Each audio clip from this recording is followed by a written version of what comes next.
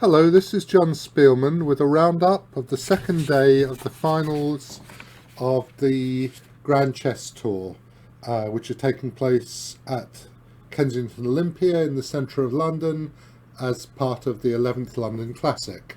So yesterday, Ding Liren came very close to beating Maxime Vachier-Lagrave in an extraordinary ending with 4 queens each.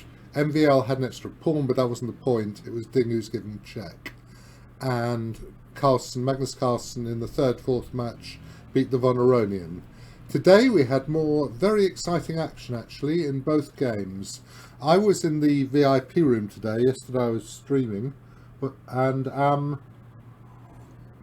we had a lot of fun, though the positions were so complicated that there were times we really didn't know what the assessment was. So this is Ding first. It's a symmetrical English, and there is a lot of strategic stuff, which I have to say I wasn't watching that carefully. Sensible moves were being played. I thought you normally went knight to e1 to c2 to try to play b4, but perhaps black can go bishop b6 and d5 while that's happening. Haven't really seen this. Well, as I said, more common to do that. So black probably has a positional threat of d5 now, which Ding prevents. MVL gets in b5. Then he went here, basically because he wanted to be able to play knight takes knight, but of course you can't do that while there's a fork against the bishop and e6, the knight and c6. And queen c2 happened, and now he took. He didn't take yet, sorry.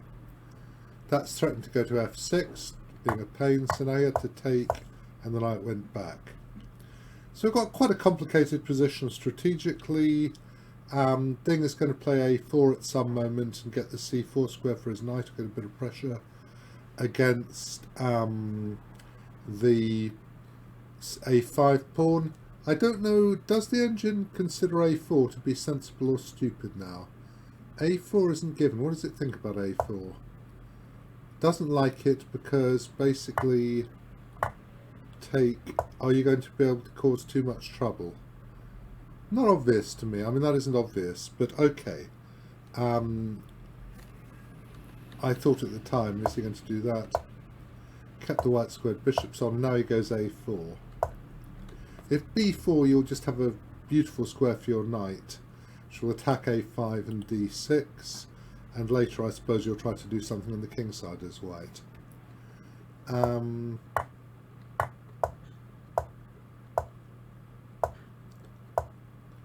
they were playing these moves, and it's very unclear to me what's going on, really. That's maybe thinking... Well, this was defending this pawn amongst other things, wasn't it? He goes bishop h6 now, I think, which has the threat of knight takes e3. So if this stupid move, you'd go either knight e3 or rook takes and knight e3. Probably do it this way, actually, and this would make a complete mess of white's position. Of course, he can't take, because this is actually checkmate. So, Ding went back with his rook. Bit of fiddling around. Perhaps thinking about playing bishop g4, I don't know. That was a move that surprised us at the time, but I guess he has pretty good understanding of what's going on, and he's prepared for the g file to open, even if black gets a g4 square for his pieces temporarily. So Ding's got the G file. We thought knight g4, probably just go queen e2 when the game continues. You have to be a little bit careful that there isn't an e4 hit there. But I think there'll be this move if nothing else. And if bishop takes, knight takes, just ask this here. But doesn't, yeah, likes it quite for white. If pawn takes, bishop takes is going to be good, very good for white, this one. So, they played some more moves. Rook to here was played, and Now, Matthew Southall was sort of thinking about whether you should be playing rook b4 to stop the rook coming over, which, I mean, I don't think is very serious. We all throw moves around when we're in this room, in this hospitality room. And so he took. Of course, if knight takes, queen takes a4, takes. Well, now black has a pawn 4 moves away from queening. And I found this very hard to assess, as did everybody else. What we've been doing, Julian Hodgson, who's in charge in the room, has been not using an engine, but occasionally he turns it on. Well, first we ask everybody, what do you think the assessment is? And then we check with its sublime and glorious majesty. I can't remember which majesty we've got. Probably Stockfish or... And I thought this looked unclear, but now he played this beautiful move, opening up the white squares. And the assessment probably is that white is delivering checkmate 1 move before black gets a queen. And he's got so much firepower that actually, and maybe even the knight sometimes, that basically this is going to be, and you can see the assessment here, which I could try to turn off, but it doesn't matter. Not sure if f4 is a terribly good move. He's going to go pawn takes pawn otherwise. So if rook doubles, presumably you'd go pawn takes pawn, rook takes here. Now you're threatening rook takes h6, and presumably you're just smashing your way through. If I ask this is, yeah, this is just mate. There are too many bods attacking, basically. Just too many pieces. There's also f6 might happen in a minute, so the fact you're a piece down is totally irrelevant at this moment. Okay, so he actually played f4 to block things. Queen d1's a good move. Don't want to go bishop g4 when if queen f7, bishop up, there's rook takes knight. So what I'm saying is that if here, there might be this move. And now maybe you're surviving as black, I don't know. Let me ask. Yeah, okay. Not so clear. So he goes back first, hits the rook, pawn advances. I mean, the rooks are now very dangerous, of course. First improves this bishop, and queen d8 was played. Now I have got some notes on this. So if queen e7, I think you'd go take, and then you'd go this way. And if a2, bishop f5, and basically you just got too many pieces attacking. For instance, if take, there is a pretty way to mate. I think you go check, queen here, queen presumably a7, which threatens rook takes knight and stays in this pawn, queen f6, and now you can even go rook g6, I think, if you want. So now if f3, presumably you'd play rook takes h6 check, and you would mate a move before. Is that true? So if f3, oh, I'd go check now, wouldn't I? Check here, takes.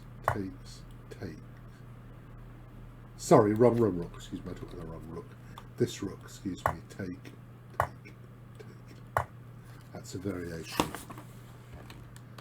And there are lots of other lines. He went queen d8 actually. He took it and brought the bishop in, a2. So my first thought at the time was rook h6 check, bishop takes, queen to here, and I saw this variation. Check, queen takes rook, if king h7 there's queen g6 mate, queen takes, queen to there, queen checks, queen to there, queen takes, queen mate. But in this line you can play queen f6, and in fact it turns out that this is just a draw. It goes queen e8, you can't go queen f8 so rook g8, but you can go bishop f8, queen h5, bishop h6, and white can't do more than draw. But Ding found a much better move. He played the very beautiful rook takes g7, which I'm sure he'd seen in advance. If rook b1, you just go here, threatening rook h6 mate, queen f6. If you wanted to, if you couldn't be bothered to calculate at all, you could just go queen takes rook, pawn takes, rook takes, and you'd be winning easily. Black has no threats. And I suppose king g7 would be the only move even to stay faintly on the board in that position. And you'd certainly be lost. You'd check and you'd double rooks. And it would just be too much. But actually this is even better, I think. And basically black doesn't have a chance here. Just running queen g8. If takes, you can play pawn equals queen if you like. But if queen g7, I'll go, for instance, if take here, then I have this move. There are all these different mates. Millions of different mates are moved before black queens. So after rook takes, he took it, but you go queen g1 check. Now if king h8, you go rook takes knight. If king h7, you go bishop f5. If king f6, you go rook takes knight check. So with king f8, but now rook f5 check. And it's completely over. Absolutely, totally over. I'm just wondering if you can play queen f6. If knight takes, check here and mate. So the only move you might play in this position is to play queen f6, rook takes queen check, and one of these moves with a king to here. And probably it's mate in a few more moves. But you just have to be a little bit careful because rook takes knight, rook b1 is actually okay for... Oh no, it isn't. Rook takes knight, rook b1, check here, and simply this move. And white wins. So that's very simple.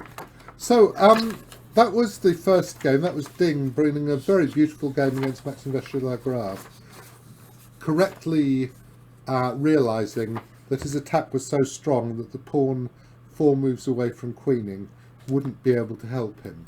The other game was Aronian against Magnus Carlsen, and this was Carlsen played very provocatively in the opening. He started to tango with his horses. Presumably f3 is an anti-Grunfeld move, of course. If d5 you takes. There's a very well known line that goes like this.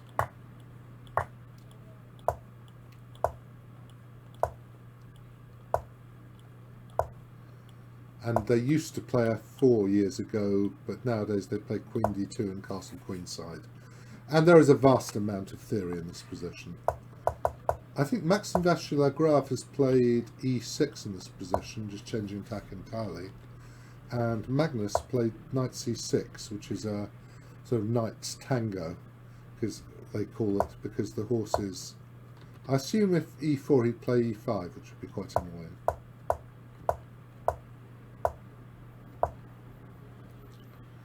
Well, knight g4 would lose material to h3 and g4, or you'd have to, actually, it certainly wouldn't be good anyway. You'd have to start grovelling back, knights back to d7 and things. So Magnus of course went back this way, and bishop b3 is a very sensible move. Now maybe you can play knight h3 here, it's not clear which is better. Knight f3 has been played in bishop b2. I mean knight h3, because you can go to there and put this knight here where it supports this pawn and prevents knight g4. That's possible. Levon went here, e6, you can do that, or c6, it's not clear. He took it and he played h4. Levon's probably had enough of this tournament, having been knocked out in the semis, and he just wanted to hack. And well, it's all very unclear, this position, extremely unclear position. Magnus played b5, which is an interesting move, not a move I thought of, but I like it quite. Takes here, queen b3, and it's complete chaos. King h8. I was trying to make this work in the VIP room, because I thought if this worked it would be very nice for black. So we take.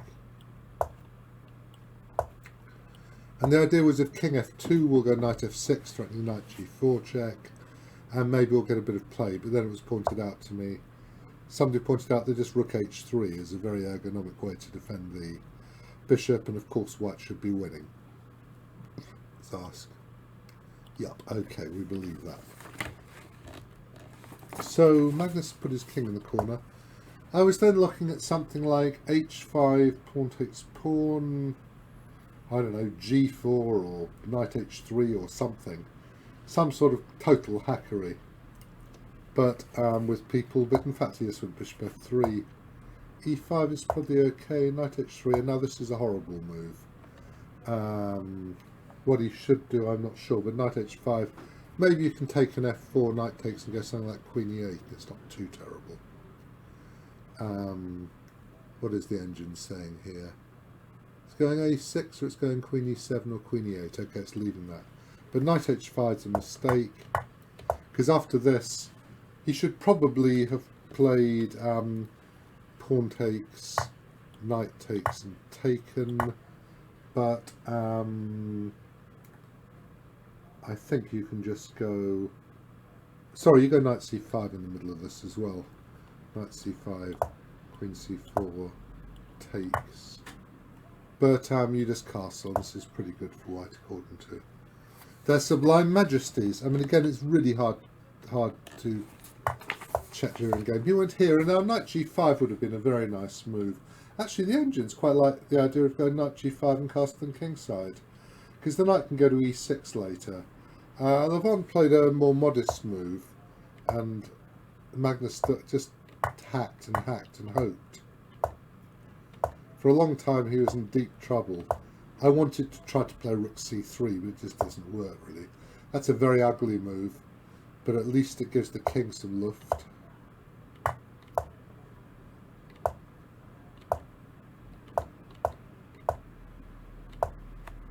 And this position is still very good for white, as you can see from the assessment up there, but it's a mess. And that's all that Magnus could hope for.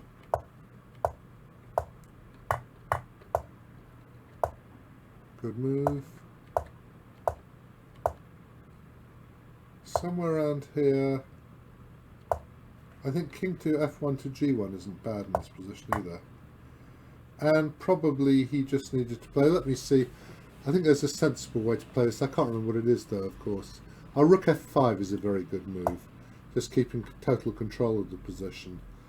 But Levon played bishop c5, and after rook d4 it was becoming a mess. Now you can't play rook takes rook, bishop takes bishop, queen d2, pawn takes rook, because after queen takes pawn check there's queen h7. So rook takes, bishop takes, queen here, takes pawn. Got this move, unfortunately, for white, and black is going to be winning. So that was, Magnus has created a lot of chaos by this stage. This happened. We thought he'd go into the ending with queen takes, but he just kept on hacking. That's a great move. Now if knight takes rook, you go queen g1 check, queen f1, queen e3 check, or maybe even queen f1, queen takes d4, I don't know. And you're making a total mess. It's all becoming... so he had to go king f1, and Levon saw a way to simplify, so he did. Good move. This is the only move. And they got to this queen ending, which actually is not that clear anymore. I mean, we thought, I left at this point, I thought it's going to be a long grind, that probably Levon would be winning. I think Magnus would probably win this as white somehow, I don't know how. But in fact, after many checks and things, they ended up with a draw. Have to go to there, that's the only square of king e8, queen e4. Queen e4 is going to take an a2, which is a nuisance. If the pawn was just an a3, I think this would be probably winning, I don't know. Now, engines say it's equal just because the h-pawn is enough of a nuisance. It wasn't obvious to me at all at the time. Well, I didn't see it at the time.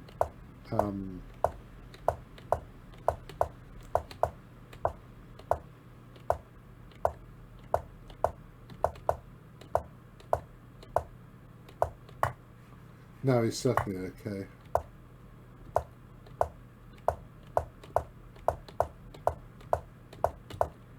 On our king e4 wasn't played.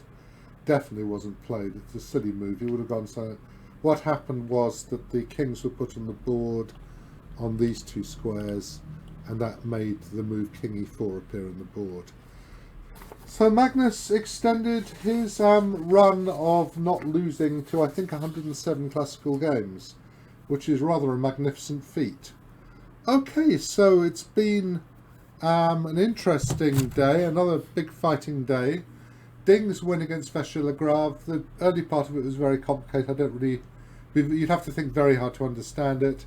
The end of it was very impressive that he judged correctly, that his attack was so strong that the a-pawn, which was bound to queen, was less important than the attack. Aronian should have beaten Carlsen at some stage, but Carlsen is not easy to beat, as we can see.